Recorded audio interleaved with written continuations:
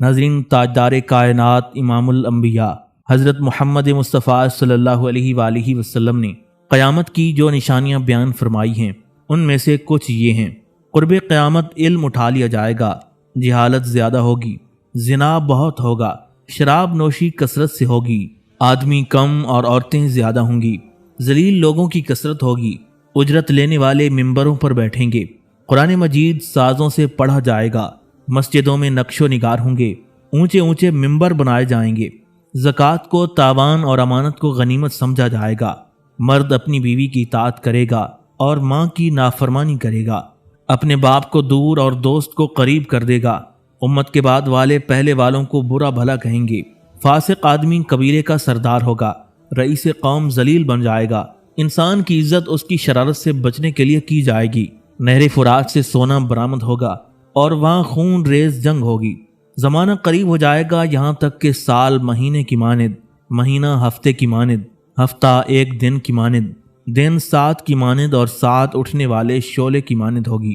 دین کے سوا دوسرے علوم حاصل کیے جائیں گے، گانے بجانے والیوں کی کثرت ہوگی، باجے ظاہر ہوں گے، سرخ ہوائیں چلیں گی، زلزلے آئیں گے اور لوگ زندہ دفن ہوں گے، مساجد میں بلند آواز سے باتیں کی جائیں گی، ریشم پہنا جائے گا۔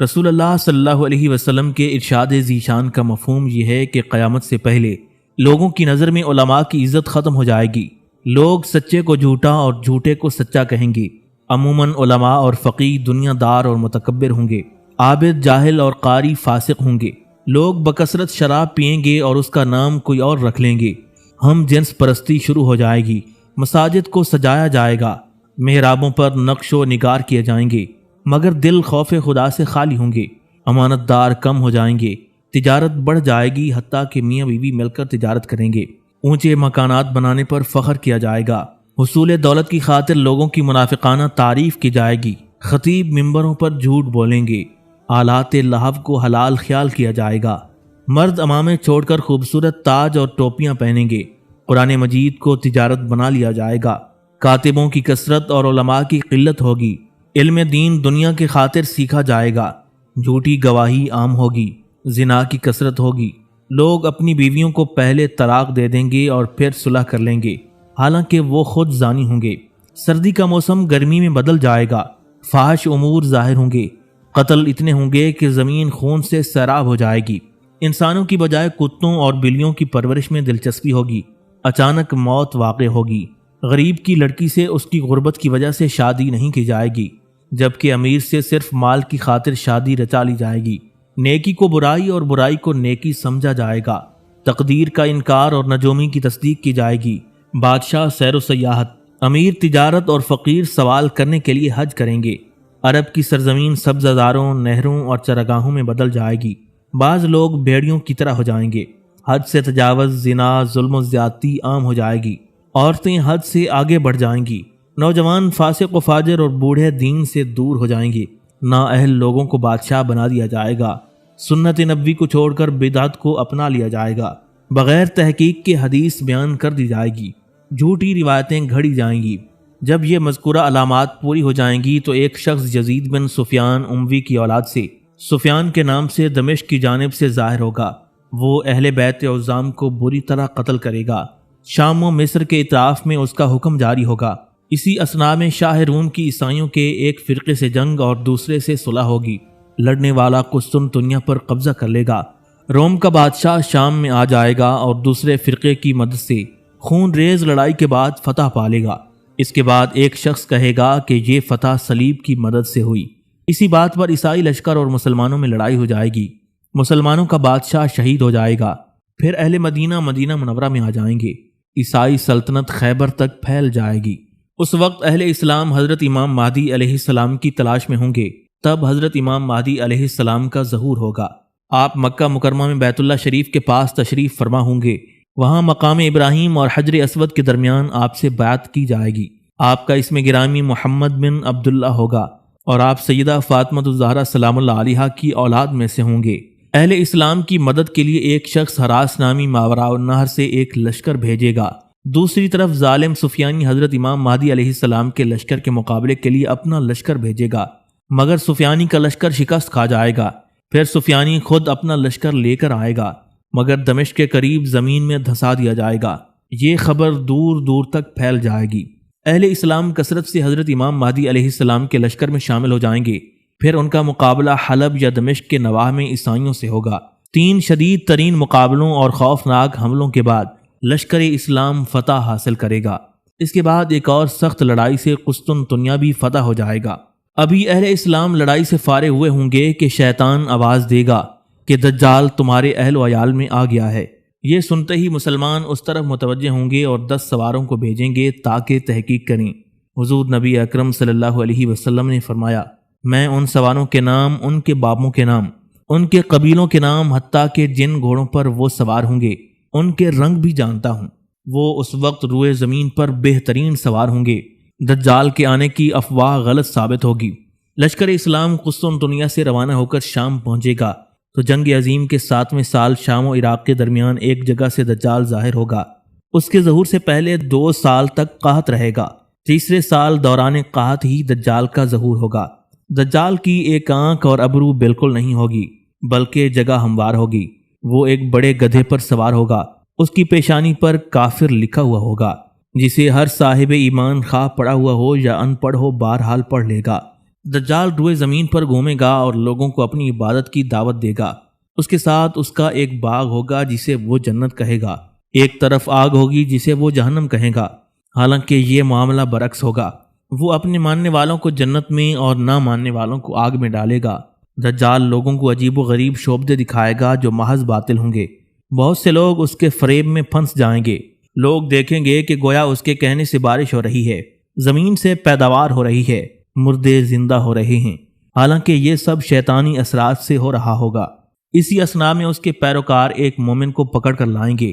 وہ اسے دیکھتے ہی دیکھتے پکار اٹھے گا، لوگو یہ دجال ہے جس کا ہمارے نبی نے ہم سے ذکر فرمایا ہے۔ یہ سن کر دجال کہے گا کہ اس کا سر پھوڑ دو، چنانچہ ایسا ہی کیا جائے گا۔ پھر دجال اسے کہے گا کہ مجھ پر ایمان لاؤ، مگر وہ مومن صاف انکار کر دے گا۔ پھر دجال کے حکم سے اس مومن کے 2 ٹکڑے کر دیے جائیں گے۔ دجال ان ٹکڑوں کے درمیان سے چلے گا اور حکم دے گا کہ زندہ ہو جا، تو وہ مومن زندہ ہو جائے گا۔ دجال اسے پھر اپنی عبادت کی دعوت دے گا۔ مومن کہے گا اب تو مجھے کامل یقین ہو گیا ہے کہ تو ہی جھوٹا اور دجال ہے، اور پھر وہ مومن لوگوں کو کہے گا کہ بے پرواہ ہو جاؤ، اب یہ کسی کو قتل نہیں کر سکے گا۔ دجال اس کو قتل کرنا چاہے گا مگر نہیں کر سکے گا، پھر وہ اسے آگ میں ڈال دے گا۔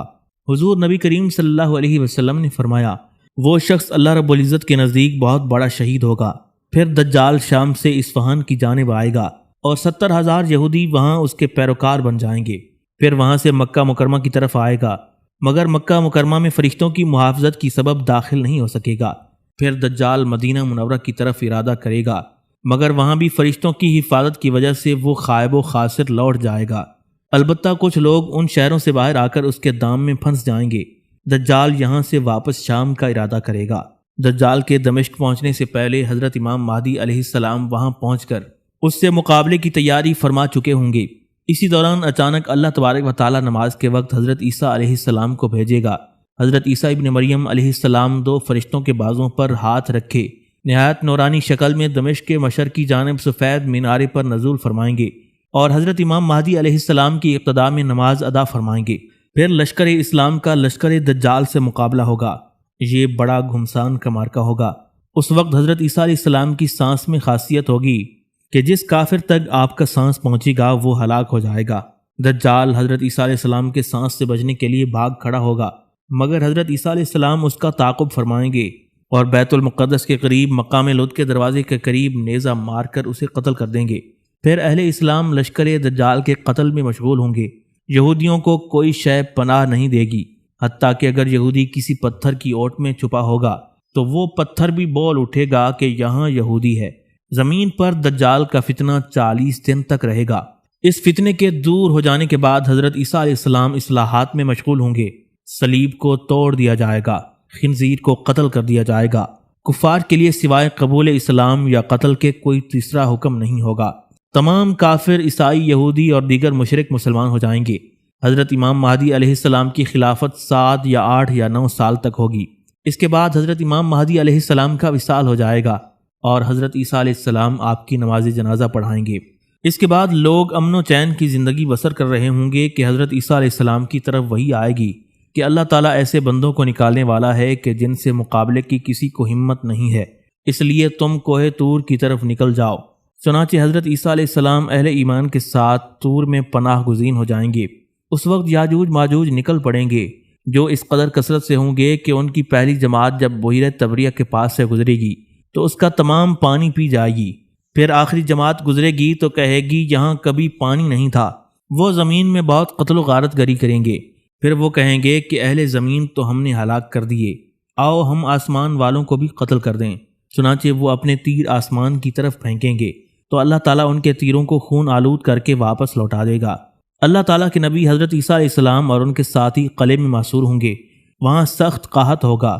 پھر آپ ان کے حق میں بد دعا کریں گے تو اللہ تعالیٰ یاجوج ماجوج کو ہلاک فرما دے گا۔ اہل ایمان جب قلعے سے اتر کر دیکھیں گے تو زمین پر ایک بالشت بھر بھی جگہ ایسی نہیں ہوگی جہاں کوئی مردہ یا اس کی چربی نہ پڑی ہو، سخت بدبو اٹھ رہی ہوگی۔ پھر حضرت عیسیٰ علیہ السلام کی دعا سے اللہ تعالیٰ بڑے بڑے پرندے بھیجے گا جو ان کی لاشوں کو اٹھا کر جہاں اللہ تعالیٰ چاہے گا انہیں لے جائیں گے۔ اس کے بعد موسلا دھار بارش ہوگی جس سے زمین دھل جائے گی۔ حضرت عیسیٰ علیہ السلام 40 سال تک اس دنیا میں قیام فرمائیں گے۔ آپ نکاح بھی فرمائیں گے، آپ کی اولاد بھی ہوگی، پھر انتقال فرمائیں گے اور حضور سرکار دو عالم صلی اللہ علیہ وسلم کے روضہ انور میں آپ کے ساتھ ہی دفن ہوں گے۔ پھر زمین پر کچھ عرصہ عدل و انصاف رہے گا، مگر پھر کفر و جہالت شروع ہو جائے گی۔ اسی اثنا میں ایک مکان مشرق میں اور ایک مغرب میں غرق ہو جائے گا۔ اس کے بعد ایک دن اچانک ایک بڑا دھواں آسمان پر نمودار ہوگا جو 40 روز تک رہے گا، جس سے مسلمان زکام میں مبتلا ہو جائیں گے، جبکہ کافروں اور منافقوں پر بے ہوشی طاری ہو جائے گی۔ کوئی 1، کوئی 2 اور کوئی 3 دن بعد ہوش میں آئے گا۔ اس واقعے کے بعد ماہ ذی الحجہ میں یوم نہار کے بعد رات اس قدر طویل ہو جائے گی کہ بچے چلا اٹھیں گے، مسافر تنگ دل اور مویشی چراگاہ کے لیے بے قرار ہو جائیں گے، یہاں تک کہ لوگ اس بے چینی کی وجہ سے نالہ و زاری کریں گے اور توبہ توبہ پکاریں گے۔ آخر 3-4 رات کی مقدار میں رات دراز ہونے کے بعد حالت اضطراب میں سورج مغرب کی طرف سے چاند گرہن کی طرح تھوڑی سی روشنی لے کر نکلے گا، تھوڑا سا بلند ہوگا، پھر مغرب ہی میں غروب ہو جائے گا اور اس کے ساتھ ہی توبہ کا دروازہ بند ہو جائے گا۔ پھر حسب معمول سورج مشرق سے طلوع ہوتا رہے گا۔ دوسرے روز لوگ اسی کا ذکر کر رہے ہوں گے کہ کوہ صفا زلزلے سے پھٹ جائے گا اور اس سے ایک عجیب شکل کا جاندار نکلے گا جسے دابت الارض کہتے ہیں۔ اس کے بعد وہ یمن میں ظاہر ہو کر غائب ہو جائے گا، پھر دوبارہ مکہ مکرمہ میں ظاہر ہوگا۔ اس کے ایک ہاتھ میں حضرت موسیٰ علیہ السلام کا عصا اور دوسرے ہاتھ میں حضرت سلیمان علیہ السلام کی انگوٹھی ہوگی۔ وہ اتنی تیزی سے شہروں کا دورہ کرے گا کہ کوئی بھاگنے والا اس سے بچ نہیں سکے گا۔ وہ ہر اہل ایمان کی پیشانی پر عصائے موسیٰ سے ایک نورانی خط کھینچے گا جس سے اس کا تمام چہرہ منور ہو جائے گا، اور ہر کافر کی ناک یا گردن پر خاتم سلیمان سے مہر لگا دے گا جس سے ہر کافر کا چہرہ سیاہ اور بے رونق ہو جائے گا۔ اس کے بعد ایک ٹھنڈی ہوا چلے گی جس سے ہر صاحب ایمان کے پہلو میں درد ہوگا۔ پھر افضل فاضل سے، فاضل ناقص سے اور ناقص فاسق سے پہلے مرنا شروع ہو جائیں گے، یہاں تک کہ کوئی بھی ایمان والا باقی نہیں رہے گا۔ اس کے بعد کفار حبشہ کا غلبہ ہوگا اور ان کی سلطنت قائم ہو جائے گی۔ وہ خانہ کعبہ کو گرا دیں گے، حج موقوف ہو جائے گا، قرآن پاک دلوں سے، زبانوں سے اور کاغذوں سے اٹھ جائے گا، خدا ترسی اور خوف آخرت دلوں سے ختم ہو جائے گی، شرم و حیا نام کی کوئی شے نہیں ہوگی۔ آدمی گدھوں اور کتوں کی مانند دوستوں کے سامنے جمع کریں گے، ظلم و جبر میں اضافہ ہو جائے گا اور قحط سالی شروع ہو جائے گی۔ اس وقت ملک شام میں کچھ ارزانی ہوگی، لوگ اپنے اہل و عیال سمیت شام کو روانہ ہو جائیں گے۔ اسی دوران ایک بڑی آگ جنوب کی طرف سے ظاہر ہوگی جو لوگوں کا تعاقب کرے گی، یہاں تک کہ لوگ شام پہنچ جائیں گے، پھر وہ آگ غائب ہو جائے گی۔ اس کے بعد چند سال تک لوگ عیش و عشرت اور غفلت کی زندگی بسر کریں گے، بت پرستی عام ہو جائے گی، کوئی اللہ اللہ کہنے والا نہیں ہوگا۔ پھر اچانک بروز جمعہ جو کہ یوم عاشورہ بھی ہوگا، صبح کے وقت اللہ تبارک و تعالی حضرت اسرافیل علیہ السلام کو سور پھونکنے کا حکم دے گا۔ اس کی آواز ایک زبردست چنگاڑ کی صورت اختیار کر جائے گی، آواز کے صدمے سے زمین کانپ رہی ہوگی، جنگلی جانور شہر اور شہروں کے مکین جنگلوں کی طرف بھاگیں گے، انسان و حیوان سخت خوف زدہ اور سرگرداں ہو جائیں گے، آواز مسلسل بڑھتی ہی جائے گی حتیٰ کہ انسان و حیوان سب کے سامنے اس کی شدت کے صدمے سے ہلاک ہو جائیں گے۔ آواز کی شدت میں اضافہ ہی ہوتا جائے گا جس سے پہاڑ ٹوٹ پھوٹ کر فضاؤں میں بکھر جائیں گے، چاند، ستارے، سورج سب ٹوٹ پھوٹ کر فضاؤں میں بکھر جائیں گے، حتیٰ کہ تمام کائنات تباہ و برباد ہو جائے گی۔ جس طرح اللہ رب العزت قرآن مجید میں فرماتا ہے، کل من علیہا فان ویبقی وجہ ربک ذو الجلال والاکرام، جو کچھ اس پر ہے وہ سب فنا ہونے والا ہے، صرف آپ کا پروردگار ہی باقی رہنے والا ہے جو جلالت اور بزرگی والا ہے۔ یعنی وہ وقت آ جائے گا کہ سوائے ذات باری تعالیٰ کے کچھ نہیں ہوگا۔ حضرت سیدہ ام سلمہ رضی اللہ تعالیٰ عنہ فرماتی ہیں کہ میں نے رسول اللہ صلی اللہ علیہ وسلم کو فرماتے ہوئے سنا، مہدی میری نسل سے اولاد فاطمہ سے ہوں گے۔ حضرت عبداللہ ابن مسعود رضی اللہ تعالیٰ عنہ سے مروی ہے کہ رسول اللہ صلی اللہ علیہ وسلم نے فرمایا، دنیا ختم نہیں ہوگی حتیٰ کہ میرے گھر والوں میں سے ایک شخص عرب کا بادشاہ بنے گا اور اس کا نام میرے نام پر ہی ہوگا۔ ابو داؤد شریف میں یہ بھی ہے کہ حضور نبی علیہ الصلاۃ والسلام نے فرمایا، اگر بالفرض دنیا کا ایک دن بھی باقی رہا ہوتا تو اللہ تبارک و تعالیٰ اس کو دراز فرما دیتا، حتیٰ کہ اس دن میں اللہ تعالیٰ اس شخص یعنی مہدی کو بھیجتا جو مجھ سے ہے، جو میرے اہل بیت سے ہے، اس کا نام میرا نام یعنی محمد اور اس کے باپ کا نام میرے باپ یعنی عبداللہ کے نام پر ہوگا۔ وہ آسمان و زمین کو انصاف سے بھر دے گا جس طرح وہ ظلم اور زیادتوں سے بھری ہوئی ہوگی۔ ابو اسحاق فرماتے ہیں کہ حضرت سیدنا علی المرتضیٰ شیر خدا رضی اللہ تعالیٰ عنہ نے ایک دن اپنے شہزادے حضرت امام حسن رضی اللہ تعالیٰ عنہ کو دیکھا اور فرمایا، میرا یہ بیٹا سید ہے، جیسا کہ رسول اللہ صلی اللہ علیہ وسلم نے اسے سید فرمایا۔ اس کی پشت سے ایک شخص پیدا ہوگا جو تمہارے نبی کے نام سے موسوم ہوگا، وہ یعنی مہدی مخلوق خدا میں تو رسول اللہ صلی اللہ علیہ وسلم کے مشابہ ہوں گے مگر تخلیق میں نہیں۔ پھر آپ نے وہ پورا قصہ بیان کر دیا کہ وہ زمین کو انصاف سے بھر دے گا۔ حضرت ابو سعید رضی اللہ تعالیٰ عنہ سے مروی ہے کہ رسول اللہ صلی اللہ علیہ وسلم نے فرمایا، مہدی مجھ سے ہے، اس کی پیشانی کشادہ اور بلند خوبصورت ناک ہوگی، وہ زمین کو عدل و انصاف سے اس طرح بھر دیں گے جس طرح پہلے ظلم و ستم سے بھری ہوئی ہوگی۔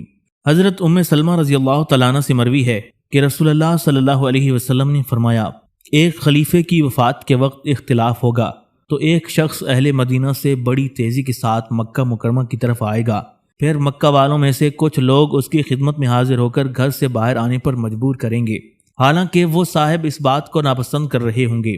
پھر لوگ مقام ابراہیم اور حجر اسود کے درمیان ان کے ہاتھ پر بیعت کریں گے، پھر ملک شام سے ایک لشکر ان پر حملے کی غرض سے چڑھائی کرے گا جسے مکہ مکرمہ اور مدینہ منورہ کے درمیان ایک میدان میں دھنسا دیا جائے گا۔